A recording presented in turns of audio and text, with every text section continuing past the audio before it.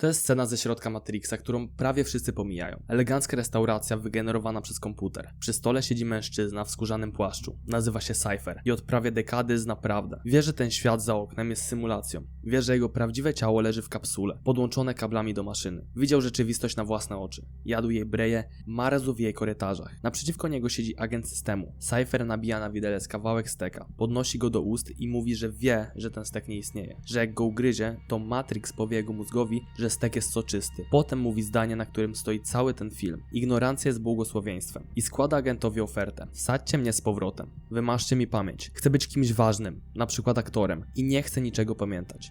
Niczego. Człowiek, który zna prawdę, sprzedaje przyjaciół, żeby móc ją zapomnieć. To jest ta scena, która zawiera cały film. Bo Matrix nie jest tylko filmem o tym, że żyjesz w symulacji. Matrix jest filmem o tym, co ludzie naprawdę robią z prawdą, kiedy już ją dostaną. Powiem ci z miejsca, dlaczego robię ten film. Bo od 25 lat wszyscy gadają o czerwonej pigułce. Cały internet jest dziś pełen ludzi, którzy mówią, że cię obudzą. Że cały system cię okłamuje. A oni pokażą ci prawdę. Ja też jestem jednym z nich. Jednak dopiero do tego dojdziemy. Prawie nikt nie zauważa jednak, że ten film mówi o czymś dużo mniej przyjemnym niż spiski i symulacje. Że prawda jest towarem. Że większość ludzi, mając realny wybór, kupuje kłamstwo. I to świadomie. A spora część tych, którzy myślą, że kupili prawdę, kupiła po prostu kłamstwo w czerwonym opakowaniu. Tak, powiem ci to wprost. Czerwona pigułka też jest systemem. Też jest wyborem. I też jest na sprzedaż. I ktoś na niej bardzo dobrze zarabia. Ale najpierw rozłóżmy ten film na części. Bo dopiero wtedy ta teza ma sens. Najpierw kontekst. Rok 1999. Rodzeństwo Wachowskich przynosi do studia scenariusz, którego nikt do końca nie rozumie.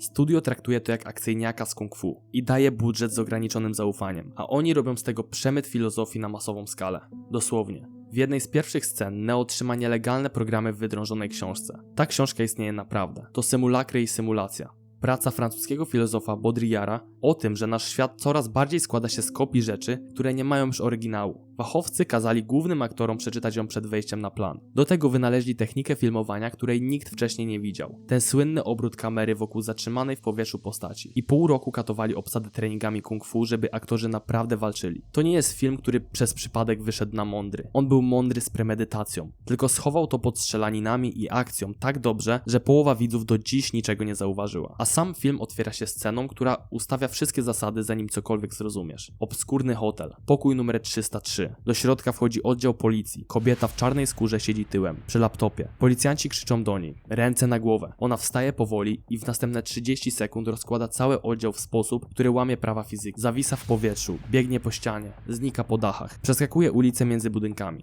I ścigający ją agent skacze za nią tak samo.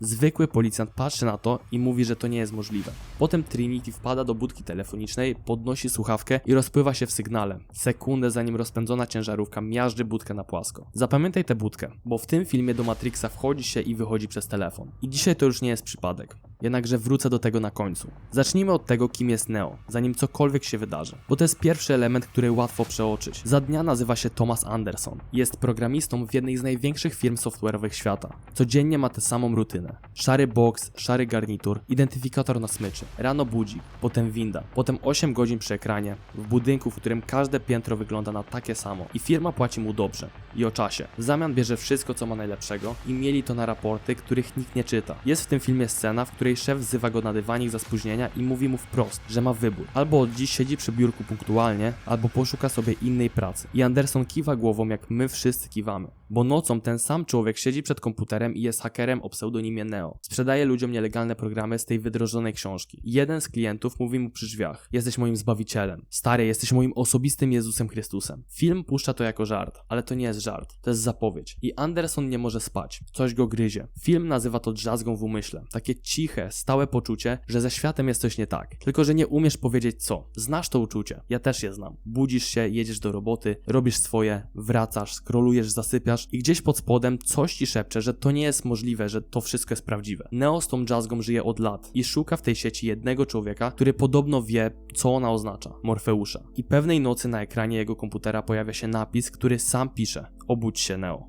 Matrix cię ma. Podążaj za białym królikiem. Ktoś puka do drzwi. Klient po towar. A na ramieniu jego dziewczyny jest tatuaż białego królika. Neo jedzie za nimi do klubu. I tam podchodzi do niego kobieta w czarnej skórze. To Trinity. Haker, o której słyszał, bo złamała kiedyś system podatkowy. On jest zaskoczony, że to kobieta. Ona nachyla się i mówi mu do ucha rzecz, od której robi się zimno. Że wie, dlaczego nie śpi po nocach. Że zna to pytanie, które go zjada. I że odpowiedź go znajdzie, jeśli tylko przestanie uciekać. To pytanie brzmi, czym jest Matrix? Najpierw jednak znajduje go system. Następnego dnia w robocie kurier przynosi Andersonowi telefon. Telefon dzwoni w momencie, w którym kurier jeszcze nie zdążył odejść. W słuchawce Morfeusz mówi, że po niego idą i prowadzi go przez biuro, boks po boksie, jakby widział to wszystko z góry. Agenci w garniturach już jadą windą. Anderson ma uciec po Gzymsie na 20 piętrze. Patrzy w dół i nie daje rady.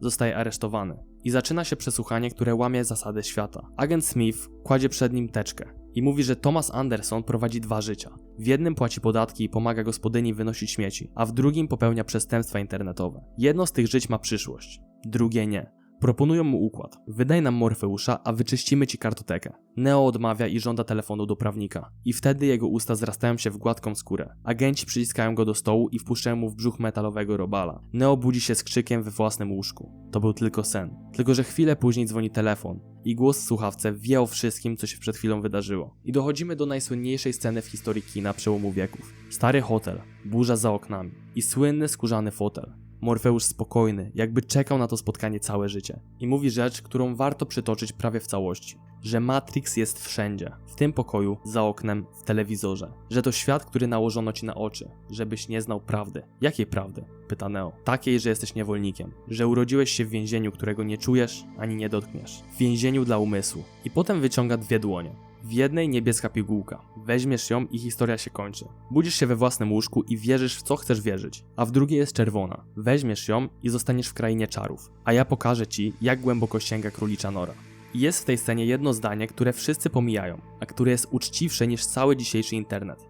Morfeusz mówi: pamiętaj, oferuję ci tylko prawdę. Nic więcej. Nie obiecuję mu ani szczęścia, ani pieniędzy, ani kobiet, ani mięśni, ani sukcesu, ani sensu życia. Obiecuję tylko prawdę i z góry uprzedza, że nic poza nią nie dostanie. Zapamiętaj tę uczciwość, bo w drugiej połowie filmu pokażę ci, jak wygląda dokładnie ta sama oferta w naszym świecie. Powiem ci od razu. Dziś już nikt nie sprzedaje tej samej prawdy, bo sama prawda się nie klika. Neo bierze czerwoną pigułkę. I zaczyna się scena, która jest jednym z najlepszych momentów w historii kina. Budzi się w kapsule pełnej różowej mazi. Jego ciało jest nagie, słabe, łyse, a w całym ciele wtyczki. Z tyłu głowy gruby kabel wchodzący prosto w czaszkę, więc nie mając za bardzo co robić, wyrywa się. Patrzy w prawo, w lewo i widzi wieże. Tysiące wież, miliony kapsuł. W każdej kapsule leży niczego nieświadomy, śpiący człowiek.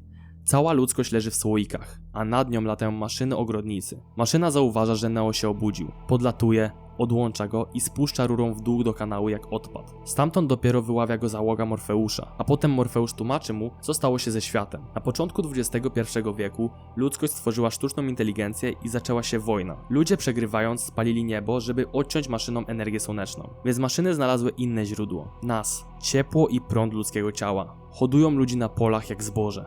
A żeby hodowla się nie buntowała, podłączyli wszystkim do głów wspólny sen.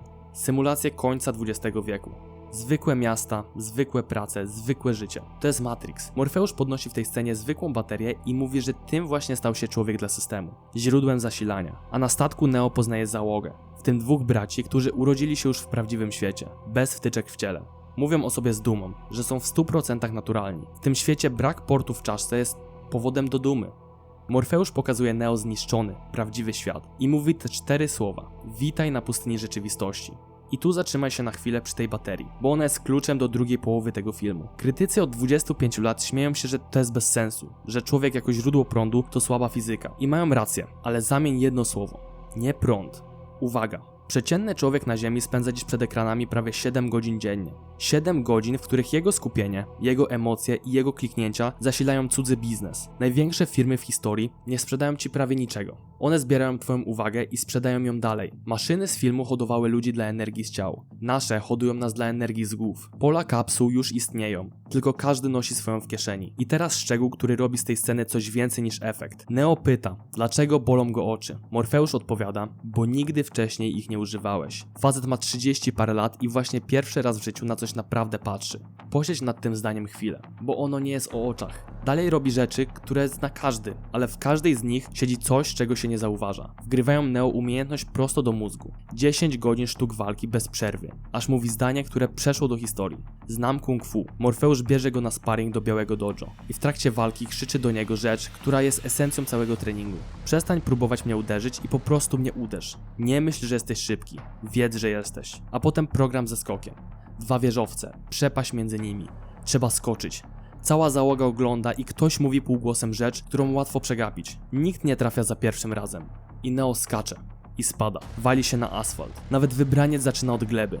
I w filmie o nadludzkich mocach porażka jest wpisana w program treningowy. Zapamiętaj to, bo sprzedawcy przebudzeń, o których będzie za chwilę, nigdy ci o tym etapie nie mówią. W ich świecie wszystko przyjdzie w 30 dni. Zarobisz w 30 dni, zmienisz życie w 30 dni, spalisz tłuszcz w 30 dni. A jedyny film, w którym bohater dostaje supermoce wgrane kablem prosto do mózgu i tak każe mu najpierw spaść z wieżowca. Bo nawet z wgraną wiedzą, pierwszy skok kończy się zawsze glebą. To jest uczciwsze niż 90% internetu. Potem idzie scena z kobietą w czerwonej sukience. Morfeusz prowadzi Neo przez zatłoczoną ulicę w symulacji i każe mu się rozglądać. Tłum w garniturach, szary, jednakowy. I nagle mija ich blondynka w czerwieni.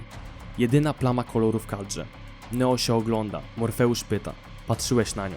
A jak Neo obraca głowę, kobieta jest już agentem z bronią wycelowaną w jego twarz. I wtedy pada wykład, który jest najbrutalniejszym momentem tego filmu. Brutalniejszym niż wszystkie strzelaniny. Morfeusz mówi, że ci wszyscy ludzie dookoła to nadal część systemu. Że większość nie jest gotowa na odłączenie i że wielu jest tak przyzwyczajonych, tak beznadziejnie uzależnionych od tego snu, że będą go bronić własnym ciałem. Dopóki człowiek jest podłączony. Każdy, dosłownie każdy może w sekundę stać się agentem. System nie potrzebuje strażników na etacie. Strażnikiem jest każdy, kto się w nim dobrze urządził. Zrób sobie test. Powiedz przy rodzinnym stole, że rzucasz etat, że nie bierzesz kredytu, że bierzesz wszystkie swoje pieniądze i wyjeżdżasz. I patrz, kto pierwszy zacznie bronić tego systemu. Nie minister rządu. To będzie twój wujek, który nienawidzi swojego życia dokładnie tak samo jak ty. I tu muszę zatrzymać się przy postaci, która jest najmądrzejsza w całym filmie, choć jest jego złoczyńcą. Agent Smith to jest tylko program w garniturze. Jednakże Smith w 2 monologach mówi rzeczy, na które sam film nie ma odpowiedzi. Monolog pierwszy. Przy przesłuchaniu Morfeusza Smith odpowiada, że pierwsza wersja Matrixa wcale nie wyglądała jak nasz świat. Była rajem, dosłownie światem doskonałym, bez cierpienia, w którym każdy mógł być szczęśliwy i ludzie jej nie przyjęli. Umysły odrzucały program, całe zbiory ludzi ginęły. Maszyny doszły do wniosku, że człowiek definiuje swoją rzeczywistość przez cierpienie i niedolę, więc przebudowały symulację na świat taki jak nasz, z rachunkami, korkami, poniedziałkami. I ten zadziałał bezbłędnie. Przeczytaj to jeszcze raz. Dostaliśmy kiedyś raj i nasz mózg go wypluł. Symulacja idealnie dopasowana do człowieka to nie jest raj. To jest zwykłe, lekko męczące życie, ale w sam raz na tyle znośne, żeby się nie wylogować. Jak nic ci tego nie przypomina, to otwórz swój telefon i policz, ile aplikacji jest zaprojektowanych dokładnie według tej zasady. Monolog drugi Smith wygłasza prywatnie, zdejmując okulary. Mówi, że nienawidzi tego miejsca, tego zoo, tego więzienia, że ludzkość nie jest dla niego ssakiem, bo ssaki wchodzą w równowagę z otoczeniem, a ludzie przychodzą w jedno miejsce, mnożą się i konsumują wszystko do zera, a potem przenoszą się dalej, że na planecie jest jeszcze jeden organizm, który działa tak samo. To jest wirus. To jest obelga, jasne, ale zauważ, że film wkłada najcelniejszą krytykę ludzkości w usta programu, który ją hoduje i nie daje na nią żadnej odpowiedzi. Zostawia ją tobie. Jest jeszcze jedna scena, którą musisz zobaczyć, zanim pójdziemy do wyroczni. W drodze na spotkanie Neo widzi czarnego kota, który przechodzi przez korytarz, a sekundę później widzi tego samego kota. Ten sam ruch jeszcze raz. Mówi głośno. O, to déjà vu. I cała załoga zamiera, bo w tym świecie déjà vu to nie jest ciekawostka dla umysłu, to jest błąd w Matrixie. Znak, że system właśnie coś zmienił i że przebudowują ci rzeczywistość w czasie rzeczywistym, na twoich oczach. I jedyne co czujesz to lekkie mrowienie znajomości. Chwilę później okazuje się, że system zamurował okna i drużyna wpada w zasadzkę. Pomyśl, ile razy twój świat przebudował się na twoich oczach. Regulamin, który się zmienił. Cena, która nagle drgnęła. Wiadomość, która zniknęła. Zasada, która wcześniej brzmiała inaczej.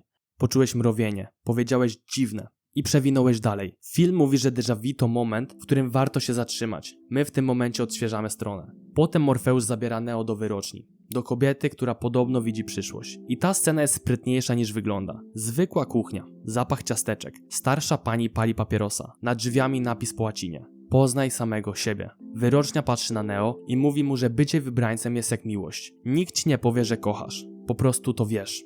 Na wskroś. W poczekalni u wyroczni siedzą same dzieciaki, kandydaci na wybrańców. I jeden łysy chłopiec, który zgina łyżkę samym patrzeniem. Podaje ją Neo i mówi zdanie, które stało się jednym z najsłynniejszych w historii kina. Nie próbuj zginać łyżki. To niemożliwe. Zamiast tego spróbuj zrozumieć prawdę, że łyżki nie ma. Wtedy zobaczysz, że to nie łyżka się zgina, tylko ty. Brzmi jak zwykły bełkot, ale przetłumacz to na polski. Nie zmienisz świata siłą woli. Możesz zmienić tylko siebie, a wtedy świat wokół ciebie zacznie się układać inaczej. Cały rozwój osobisty w 3 zdaniach. Powiedziane przez łysego dzieciaka w piżamie. Za darmo. A potem wyrocznia ogląda Neo jak lekarz. I mówi, że ma talent, że coś na niego czeka. Może na następne życie. Czyli, że nie jest wybrańcem. I Neo wychodzi z dziwną ulgą.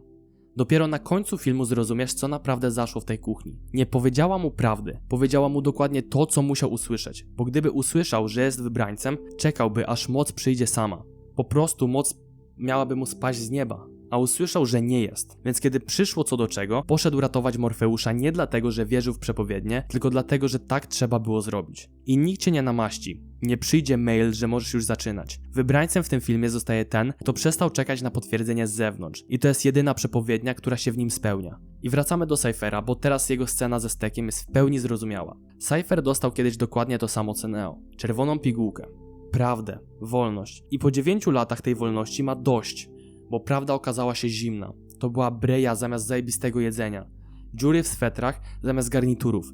I strach każdego dnia. Dosłownie 0 nagród. Do tego kocha Trinity, a Trinity patrzy tylko na Neo. I Cypher robi sobie rachunek w głowie, który jest najuczciwszym rachunkiem w tym filmie. Skoro mój mózg i tak nie odróżnia prawdziwego steka od wygenerowanego, to po co mi prawda? Mówi w pewnym momencie wprost, że żałuje, że nie wziął niebieskiej i sprzedaje załogę agentom. Wpuszcza ich na trop Morfeusza, a sam z prawdziwego świata wyciąga śpiącym kolegom wtyczki z głów. Jedna wtyczka to jeden trup. Zabija ich, mówiąc do słuchawki, że jest zmęczony tą wojną. Tym zimnem i tym gównem. Ginie w końcu od własnej broni, bo jeden z załogi przeżył, ale jego pytanie zostaje na stole. I film sam w sobie nigdy na niego nie odpowiada, bo po co komu prawda, skoro kłamstwo smakuje tak samo, a boli mniej. Końcówkę znasz, ale przypomnę, bo w niej siedzi puenta. Morfeusz wpada w ręce agentów przez zdradę Cyphera. Torturują go w wieżowcu, bo ma w głowie kody do ostatniego wolnego miasta ludzi. I Neo, który dopiero co usłyszał od wyroczni, że nie jest wybrańcem, mówi, że po niego idzie. Wie, że nikt nigdy nie przeżył starcia z agentem. I idzie mimo to. Zaczyna się słynna walka. 2 ludzi w płaszczach wchodzi do budynku z arsenałem pod ubraniami. Kolumny rozlatują się w drobny mak. Kamera tańczy, a kino akcji zmienia się na następne 20 lat. Odbijają Morfeusza helikopterem. A potem na stacji metra Neo robi rzecz, której nikt nie robił. Agent czeka na niego z bronią, a Neo nie ucieka. Odwraca się i staje do walki. Morfeusz, patrząc na to z boku, mówi 3 słowa. On zaczyna wierzyć. I Neo z tej walki wychodzi żywy. A potem przy ostatniej ucieczce Smith dopada Neo w wąskim korytarzu i pakuje mu cały magazynek w pierś. Neo umiera. Serce staje, a linia na monitorze jest płaska. Agenci poprawiają garnitury i odchodzą. A wtedy Trinity, pochylona nad jego prawdziwym ciałem w prawdziwym świecie, mówi mu do ucha, że wyrocznia przepowiedziała jej, że zakocha się w wybrańcu, więc nie może być martwy. Nie możesz, bo ja cię kocham. I całuje go. A w Matrixie Neo otwiera oczy. Wstaje i widzi ten świat takim, jaki naprawdę jest. Zielone linie kodu płynące w dół. Agenci strzelają, on podnosi dłoń i kule zatrzymują się w powietrzu jak muchy w miodzie. Wchodzi w Smitha i rozsadza go od środka światłem. Film kończy się telefonem. Neo dzwoni do systemu z budki i mówi, że nie przyszedł powiedzieć, jak to się kończy, tylko jak to się zacznie. Że pokaże ludziom świat bez zasad i bez kontroli. Odkłada słuchawkę, patrzy w niebo i wzlatuje. Piękne. Tylko że ten film wyszedł 25 lat temu i przez te 25 lat z czerwoną pigułką stało się coś, czego fachowcy nie przewidzieli. Ktoś ją zapakował, wycenił i wystawił na sprzedaż. I teraz pytanie, dlaczego ja ci to w ogóle opowiedziałem? Bo Matrix miał być ostrzeżeniem przed systemem, który karmi się ludźmi, a stał się najlepszą kampanią reklamową w historii internetu. Dziś czerwona pigułka to nie jest metafora przebudzenia, to jest kategoria produktu. Do tej pory mówiłem o kinie. I teraz będę mówił o tobie, o twoim telefonie, i o tym, co się dzieje wokół. I nie będę owijał w bawełnę. Rozejrzyj się, bo sprzedawców pigułek jest dziś cały katalog i każdego z nich znasz z własnego telefonu. Jest z góry od rozwoju, wstaje o 5, bierze zimny prysznic, mówi, że społeczeństwo cię uśpiło, a Matrix to etat. I sprzedaje kurs wyjścia z wyścigu szczurów za 997 zł. Płatne w 3 ratach, bo z wyścigu szczurów najlepiej wychodzi się na raty. Jest spiskowiec, który pokazuje ci ukrytą prawdę, której nie powiedzą ci w telewizji. Mruga do kamery, że za to mogą mu zamknąć kanał. I prosi o płatne subskrypcje albo o datki, bo za tydzień odkryje kolejną prawdę. I za 2 tygodnie kolejną. I tak od 10 lat. Jest polityk, który mówi ci, że elity cię okłamują. I jako Jako jedyny mówi prawdę. Wystarczy zagłosować. Jest ten jeden prorok od krypto, który mówi, że banki to niewolnictwo, a wolność kupisz tylko u niego, w jego tokenie. Najlepiej dzisiaj, bo jutro już będzie droższa. I każdy z nich stoi w pozie Morfeusza. Cały ten rynek budzenia ludzi, samorozwój, kursy, poradniki jest wyceniany dziś w dziesiątkach miliardów dolarów rocznie. I twórcy, czy teraz twórczynie Matrixa, patrzą na to od lat z niesmakiem. Mówili publicznie, że internet ukradł im metaforę i zrobił z niej coś, czego nigdy nie znaczyła. Bo w filmie Czerwona Pigułka nie miała ceny, miała tylko koszt. I teraz wróć do tego jednego zdania z fotela, o którym ci mówiłem. Morfeusz powiedział: oferuję ci dziś tylko prawdę, nic więcej.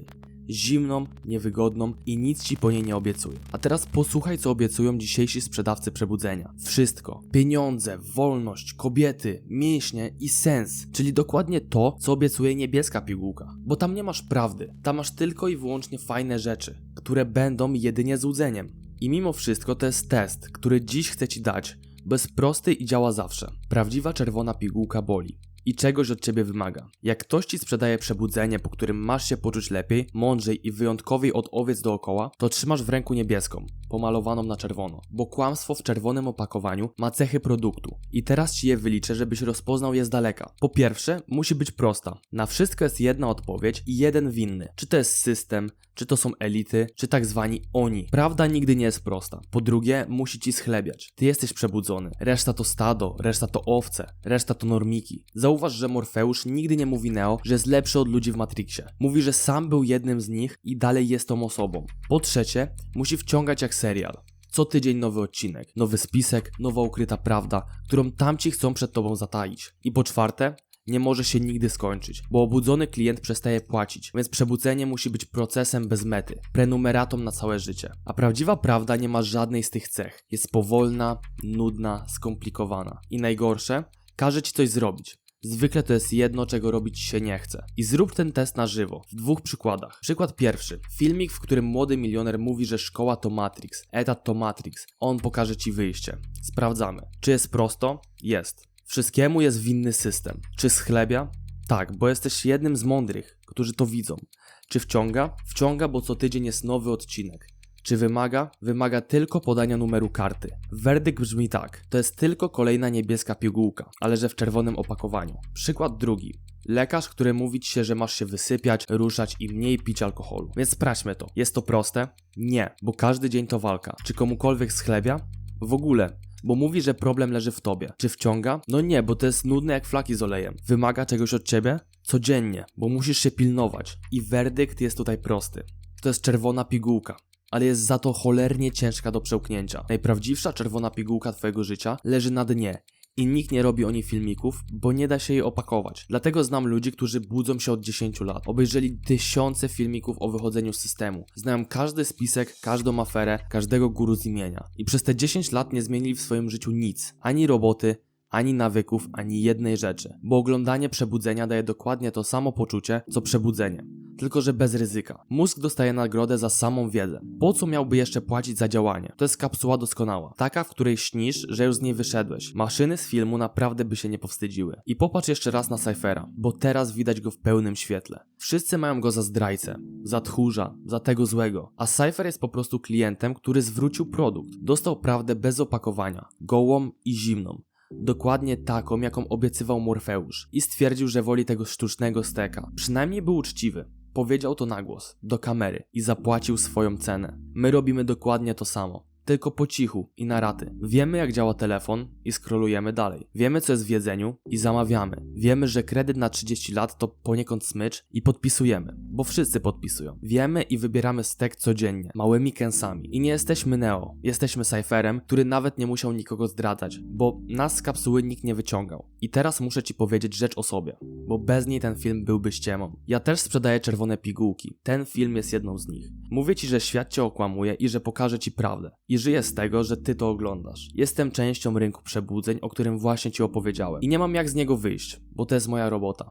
Jedyne co mogę zrobić, to trzymać się zasady Morfeusza. Nie obiecywać ci nic poza prawdą. Sprawdzać każdą liczbę zanim ją powiem i mówić otwarcie, kiedy czegoś nie wiem. I nigdy nie mówić ci, że jesteś lepszy od ludzi, którzy tego nie oglądają. Bo nie jesteś. Ja też nie jestem. Ja po prostu to tworzę. Jestem takim samym normikiem w tym systemie, jak każdy inny. Sam kupowałem cudze przebudzenia latami. Kursy, poradniki, systemy na całe życie, plany dnia wielkich ludzi. I każde z nich dawało mi 3 dni motywacji i 0 zmiany. 4 dnia zawsze wracałem do scrollowania, tylko że z lekkim poczuciem winy przy okazji. I długo nie rozumiałem dlaczego, aż w końcu dotarło do mnie to, co Morfeusz mówił Neo pod koniec filmu. Że jest różnica między znajomością ścieżki a przejściem ścieżki. Ja znałem na pamięć wszystkie ścieżki świata. Umiałem o nich opowiadać, cytować, robić notatki. Wtedy wiedziałem jeszcze jak zbudować, jak zburzyć dosłownie każdy biznes świata. Wiedziałem co mam robić, czego mam nie robić, dlaczego coś jest złe, dlaczego coś jest dobre, dlaczego to jest tylko i wyłącznie rozproszeniem. I dosłownie myślałem, że jak wejdę w jakikolwiek biznes, to tak go zrobię, że nigdy więcej nie będę musiał pracować po 6 miesiącach. I to wszystko jest nieprawdą. Niestety, przejść nie chciałem żadnej ścieżki. Chciałem tylko o niej opowiadać, chciałem ją znać, bo znajomość ścieżki jest przyjemna i bezpieczna, a przejście boli i niestety można z niej wypaść. I wiesz, kiedy coś pierwszy raz się we mnie ruszyło? Nie po żadnym kursie, nie po setkach godzin oglądania tych filmików. To była pierwsza rzecz, którą zrobiłem ze strachem w brzuchu, na żywo, bez gwarancji. I nie powiem ci, że od tamtej pory jestem wolny, bo dalej jestem tym samym człowiekiem. Jestem takim samym człowiekiem jak wcześniej, takim jak ty. Dalej scrolluję, dalej odkładam, dalej czasem oglądam cudze życie zamiast żyć swoim i czasami dalej odkładam obowiązki, które muszę zrobić. Różnica jest taka, że teraz to widzę i że raz na jakiś czas zamiast obejrzeć kolejny film, po prostu skaczę. Zwykle spadam, ale i tak ten upadek dał mi więcej niż kilka lat oglądania. I to jest jedyna rekomendacja, jaką mam odwagę ci dać. Chcę powiedzieć przede wszystkim, że żadna czerwona pigułka cię z tego nie uratuje. Większość tych pigułek to jest przejście z jednej klatki do drugiej. Przejście z jednego kursu na drugi, bo to jest coś innego. I nie mogłem tego powiedzieć wprost na pierwszym. Matrix już 27 lat temu śmiał się z tych frajerków, którzy obiecują gruszki na wierzbie. Już 27 lat temu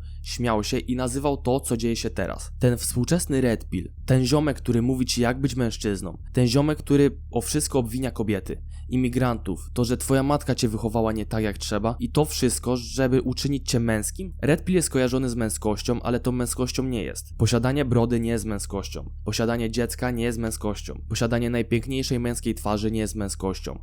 Posiadanie dużego siurka także. I nie mówię już o rzeczach materialnych, bo to też nie jest męskość. Dużo osób mówi o mnie, jesteś nowym redpillowcem. Wiem co to redpill, bo siedziałem w tym dużo. Jednak myślę, że to jest najbardziej dziecinne, w czym można siedzieć. W większości ci faceci, będący kilka lat starsi ode mnie, gadają do nastolatków, do dużych dzieci, którzy nazywają się mężczyznami, że to tak naprawdę nie jest ich wina, że muszą iść na siłownię, że muszą przeruchać taką i taką laskę. Wtedy będą mężczyznami. Ale bycie mężczyzną, czy posiadanie jakiegokolwiek levelu sukcesu nie jest czymś, co kupuje się w kursie. Można znaleźć mentora, osobę, która cię nakieruje. Jednakże samo posiadanie kursu, mięśni i sukcesu cię nie definiuje. Mężczyzna według mnie to jest ktoś, kto jest w stanie żyć ze samym sobą w zgodzie, kto dotrzymuje słowa, chroni swoich bliskich i zapewnia im byt. Ktoś, kto pójdzie do pracy bez narzekania. I gadanie o tym, że kobiety są takie czy takie, tego nie zmieni. Prawdziwy mężczyzna nie podejmuje wielkiej dyskusji z całym światem, tylko podejmuje jakieś działanie. Działanie, które może doprowadzić faktycznie do zmian. I to działanie nie jest nagrywaniem rolek na Instagramie i flexowanie się tym, że ma się wynajętego McLarena. To jest działanie, nawet podziemne, po to, aby zmienić rzeczywistość. Mężczyźni wybudowali rzeczywistość taką, jaka jest teraz. Te budynki, które widzisz w swoim mieście, były zaprojektowane i przez nich budowane. Sklepy, w których kupujesz codziennie, były otwierane przez mężczyzn. Samochód, którym jeździsz, także. Jednakże pojęcie bycia mężczyzną w tych czasach ogranicza się do posiadania karty na siłownię oraz kilkuletniego Mercedesa C-klasy w leasing.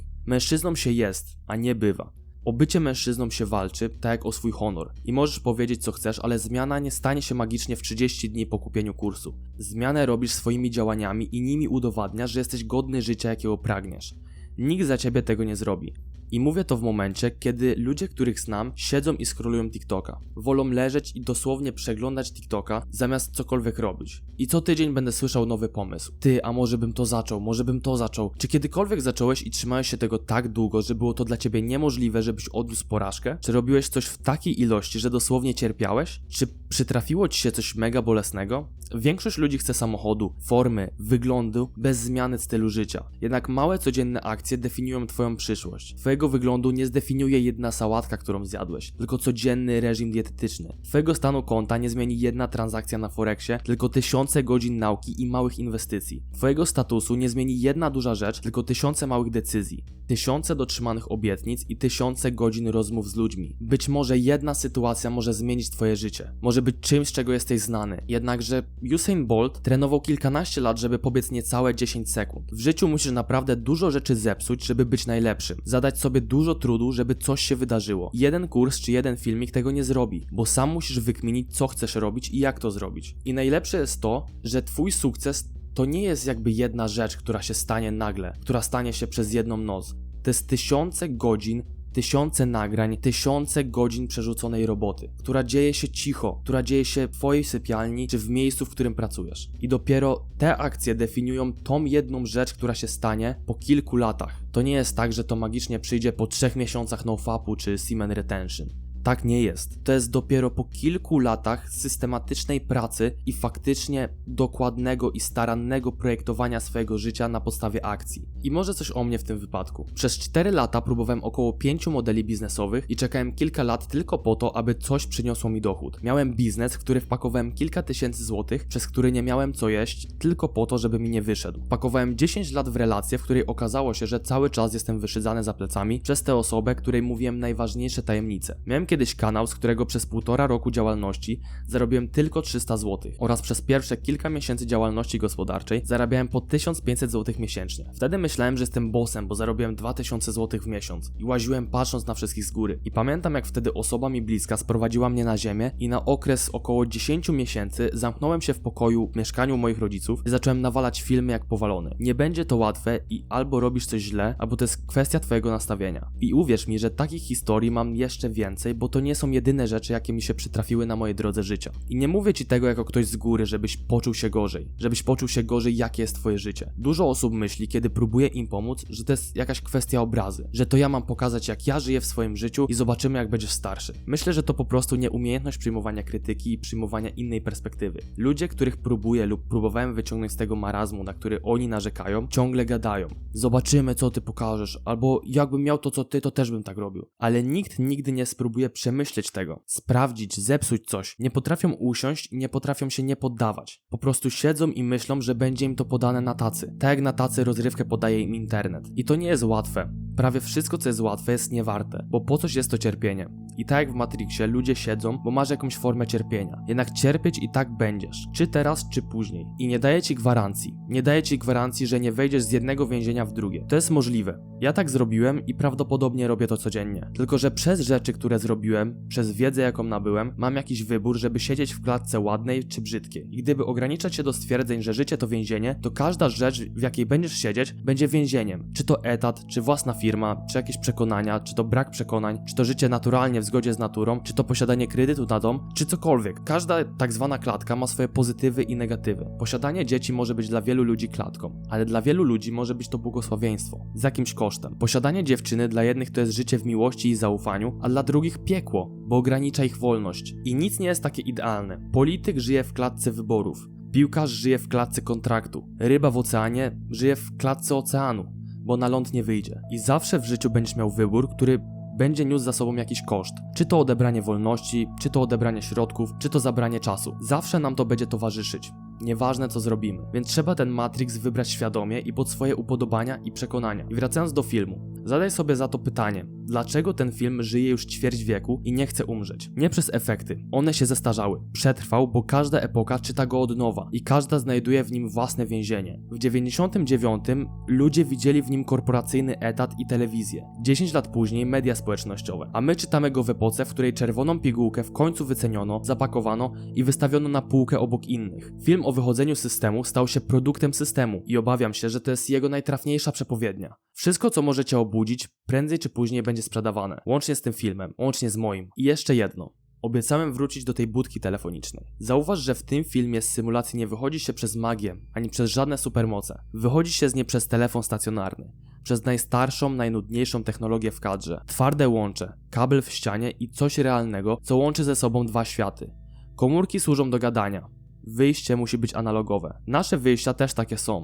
Z ekranu nie wychodzi się przez ekran. Wychodzi się przez rzeczy z kablem w ziemi. Spacer, rozmowę przy stole, papier, trening, sen. Wszystko co nudne, stare i fizyczne to są nasze budki telefoniczne. Zapamiętaj, gdzie stoją twoje. Bo w chwili, w której będziesz chciał naprawdę wyjść, będziesz musiał do którejś dobiec. I co zostaje ci po tym filmie?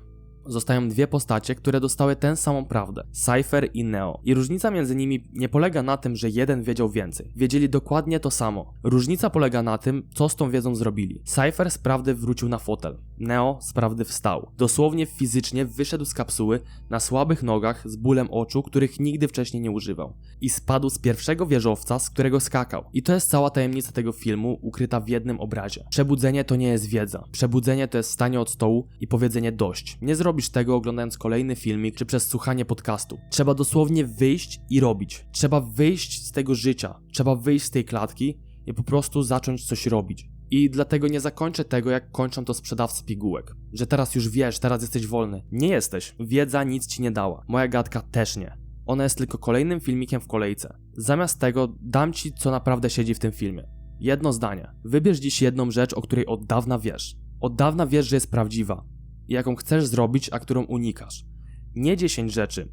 Nie całe hordy nawyków. Jedną. I zrób z nią coś fizycznego. Poza ekranem. Zadzwoń, zapisz się, wypowiedz, wyrzuć, zacznij. Będzie bolało jak te oczy, których nigdy wcześniej nie używałeś. Potem poznasz, czy to była czerwona pigułka, czy podróbka, która smakuje najlepiej od razu. Następnym razem, gdy ktoś wyciągnie do ciebie dłoń z pigułką i powie, że cię obudzi, zadaj mu w myślach jedno pytanie. Czy on chce, żebym wstał, czy tylko żebym dalej oglądał? I Matrix z filmu karmi się ciałami ludzi. Ten nasz karmi się uwagą. I w jednym i w drugim śpiący człowiek jest baterią. Różnica jest taka, że z tego naszego nikt nie wyciągnie cię za kark i nie spuści rurą do kanału. Kabel trzymasz w ręku sam. I sam decydujesz, kiedy go pierwszy raz naprawdę odłożysz.